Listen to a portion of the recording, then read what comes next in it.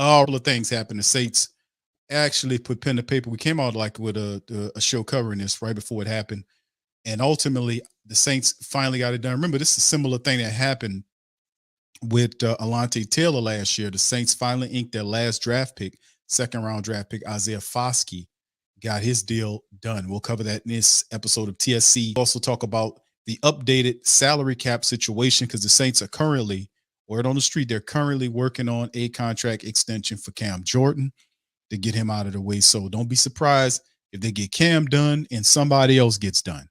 You know, that happened before. Remember, several years ago, it happened with Demario Davis when they were working on Elvin Kamara's contract. And then all of a sudden, Elvin gets his deal.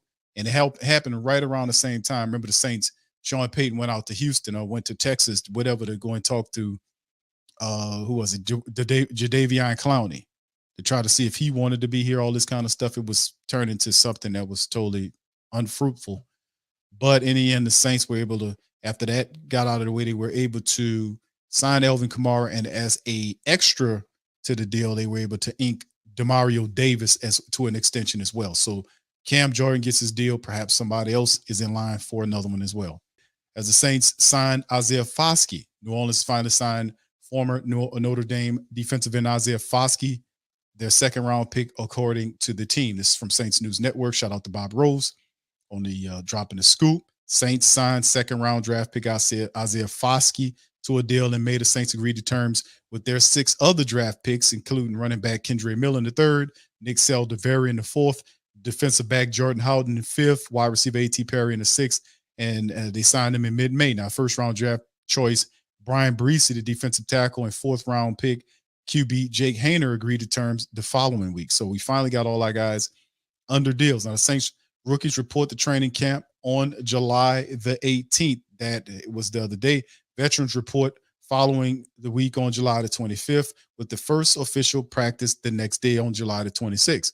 Foskey, a defensive end from Notre Dame, was the 9th pick of the second round and 40th overall. He was the first defensive lineman off the board in day 2 and the 4th defensive end chosen out of all of them during that span of time. Now, the Saints have selected a decent defensive end in the first or second round in the last 3 of the last 6 drafts. Foskey follows first rounders Davenport 2018, Peyton Turner 21. Trey Hendrickson was also selected in the 3rd round of the 2017 draft. Now, 22 first team All-American. Foskey had 28 tackles for a loss, a school record of 26.5 sacks in 4 years with Notre Dame. His last 2 seasons with the Fighting Irish, he had 20.5 sacks, 23 tackles for a loss, and 47 fumbles. 6'5", 260 plus, is an agile defender with underrated power along the edge. He has a repertoire of pass rush moves comparable to a seasoned pro, holds up well at the point of attack, and also very effective against the run. He can break off with long arms. One of the best traits I've seen. We did film work on him. Isaiah Foskey, if he can't get to you, he uses those long arms to keep you, away from him so that he could then push off from you and pursue the ball carrier or try to get a hold to a quarterback. Like you see in this clip right here's the quarterback trying to get away from him. And you can see him with those long strides, long arms, he's going to eventually get to you. Saints defensive end Cam Jordan, franchise legend, still playing at a high level, but turns 34 in the offseason, enters his 13th season. Davenport departing for agency. Turner hasn't done nothing in the past 2 years. And Foskey is expected to infuse disruption, explosiveness opposite of Jordan. It will be an immediate factor in the rotation, hopefully. New Orleans had 48 sacks in 2022, 4th highest in the NFL, but ranked near the bottom of the league in hurries and pressures. Jordan contributed 8.5 sacks, but the Saints got 10 combined sacks from Davenport, Turner, Carl Granderson, and Passanio. That has to improve. That's where Isaiah Foskey and others are here. So congratulations to Isaiah Foskey and the Saints for making that happen, as there are no impediments for getting him into training camp. Moving on to the updated New Orleans Saints current salary cap situation, according to SportTrack. This is from the Saints Wire. Saints have, got all the guys signed, including Foskey. So what does it look like? How much cap space do the Saints have?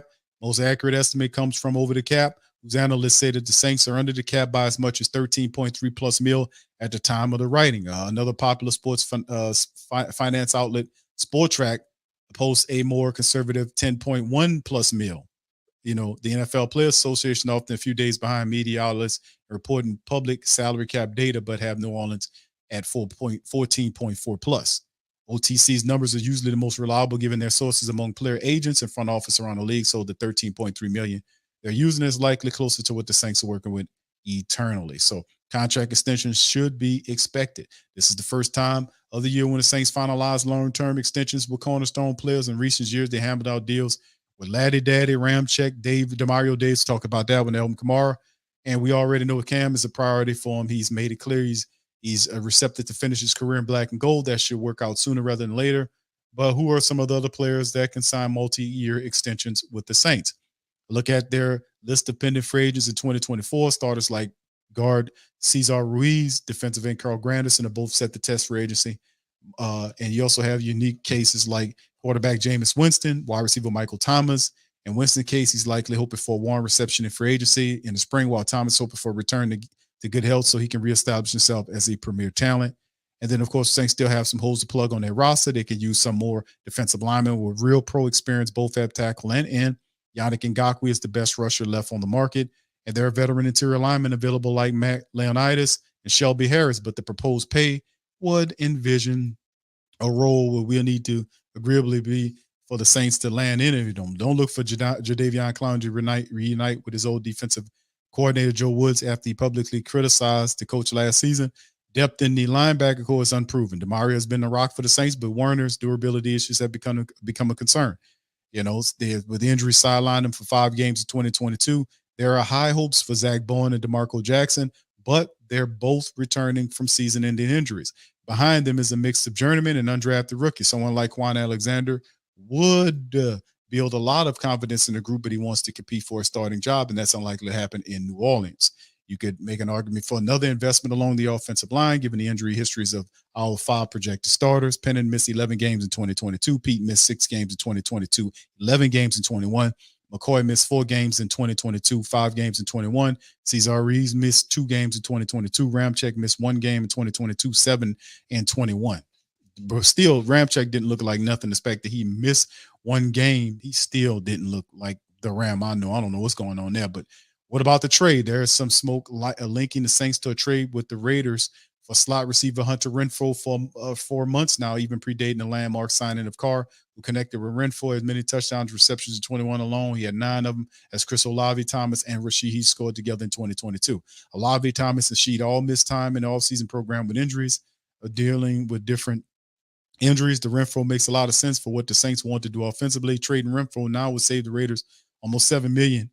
And the Raiders currently have the 3rd lowest cap space in league, according to OTC, with just under $3 million. So Renfrow would offer some much needed relief, and traded Renfrow will leave the Saints on the hook for base salaries of $6.5 million in 23 and 11+ million in 2024. But he can be reduced dramatically through a restructure or a new deal altogether. We've already talked about the options available at length. If the Saints and Raiders can agree on the trade compensation, New Orleans they have enough space to fit Renfrow on the books. Just need imagination. Ain't nothing too far for Derek Carr, man. So Saints have made that very interesting. Set realistic expectation. Would be nice for the Saints to make an exciting move to send things in the training camp with a little momentum, but that's just not likely. They've made ample time to acquire more players, fill out the depth chart.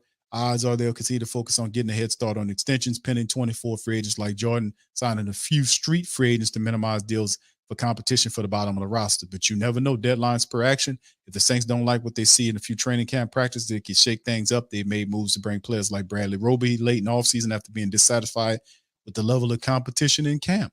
If there are too many drop passes or practices missed by receivers battling injury, we might finally get a resolution to 6 months of speculation on whether Renfrow will continue to catch passes for Carr. Anything and everything is up when you talk about adding Derek Carr. Anything is possible.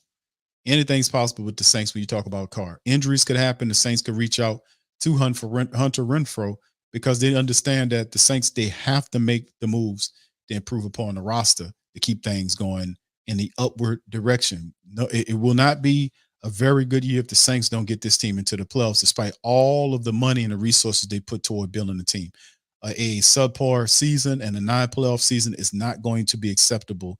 Again, it'll be 3 years of non-playoff thing. I'm not saying it, but this is the thing. This is why the Saints are moving like this. They understand